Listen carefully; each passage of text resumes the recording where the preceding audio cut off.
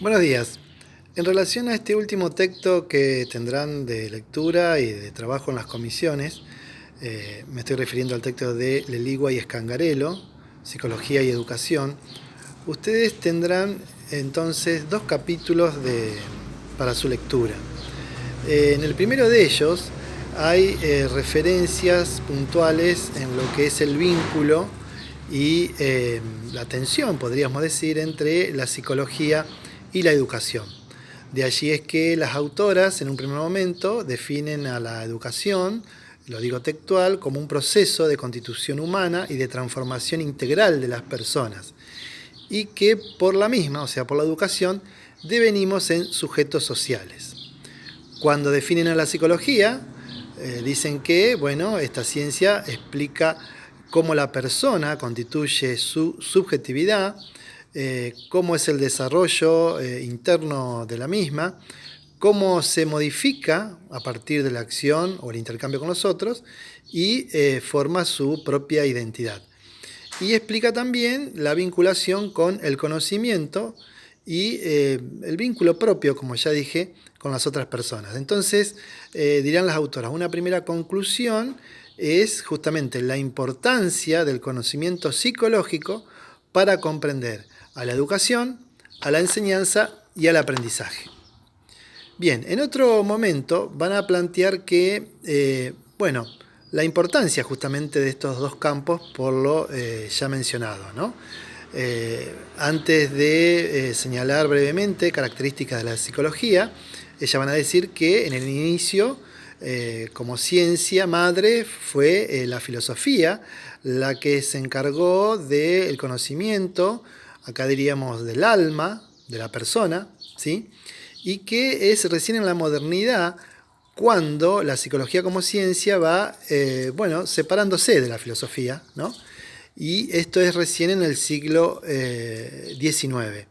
Aquí la psicología como ciencia adquiere las características de las ciencias hegemónicas del momento, retomando lo que es el método científico, ¿no? Esta idea de la observación, la experimentación, la medición y el cálculo.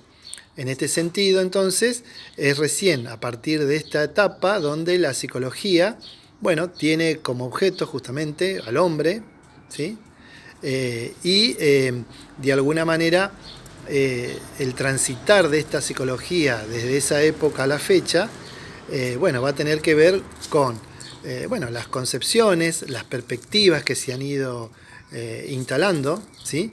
Y hoy, dirán las autoras, la psicología es una ciencia que estudia la conducta, lo saco de nuevo textual, los fenómenos internos que constituyen la experiencia humana, la importancia que se le da a los factores mentales para estudiar los fenómenos observables y fundamentalmente, qué hacen, qué sienten y qué piensan los seres humanos. Aquí se demoran brevemente en las nociones desenvueltas por José Blecher, que fue un psicólogo argentino, ¿sí? Que fue uno de los impulsores de la creación de la carrera de psicología en la UBA a fines de los años 50. Y él, a veces de una manera provocativa, al menos así lo vi yo cuando lo leí hace muchos años, plantea, los mitos del hombre. Él dice, hay un mito del hombre natural, ¿no? Como aquel hombre que se hace a sí mismo, ¿sí? Eso no existe, va a decir Blecher, o sea, nosotros desde el nacimiento estamos determinados y condicionados por el otro y por consiguiente por la propia sociedad. El otro mito del hombre aislado, ¿no? Esta idea del Robinson Crusoe que puede hacerse a sí mismo. No. Nadie se hace a sí mismo. Yo recuerdo todavía cómo mi madre, a veces, hablando con sus vecinas, decían, el Andresito se hizo solo. La entiendo a mamá en ese afán y ese amor por mí como hijo, que yo me haya hecho solo, pero nada de ello, o sea, no solamente lo tuve a ellos como referentes, sino que, todas las otras instituciones sociales por las que yo he transitado me han conformado como tal. Después habla del mito del hombre abstracto, ese hombre abstracto o ese sujeto que se puede estudiar en un laboratorio. Para nada, dice Blecher. El hombre es un ser concreto, situado históricamente, condicionado y sujetado justamente por determinaciones sociales. Y finalmente los otros dos mitos, esa tensión que a veces se establece entre individuo y sociedad o entre lo innato y adquirido. Bueno, a lo largo del capítulo se van a plantear que justamente este hombre, esta mujer, es un ser que vive, lo saco nuevamente textual, y se desarrolla en un medio social, cultural, histórico, ¿sí? En el cual se instituye como humano, conoce y organiza su vida con otros, ¿sí? Piensa y crea un lenguaje y una cultura. De allí también que a partir de esto produce y utiliza herramientas para la transformación y modificación de esa realidad. A partir de acá, van a decir las autoras, hay determinados condicionamientos, ¿sí? En las tendencias de pensamiento de cada época, ¿sí? De cada lugar, y de allí es que esta psicología se vale de determinadas teorías que se fueron conformando justamente a fines del siglo XIX y sobre todo a partir del siglo XX. Y ahí se hace un paneo, que yo no me voy a demorar en este video porque sería muy tortuoso, pero las autoras mencionan las distintas teorías o perspectivas, entonces analizan la teoría de Wundt, ¿sí? El primer laboratorio de psicología, el funcionalismo, el conductismo, que ese sí ustedes estudiaron con los profes, la Gestalt, el psicoanálisis, que vamos a abordar brevemente en un siguiente video, Piaget y Vygotsky, que estos sí son autores que ustedes han referido.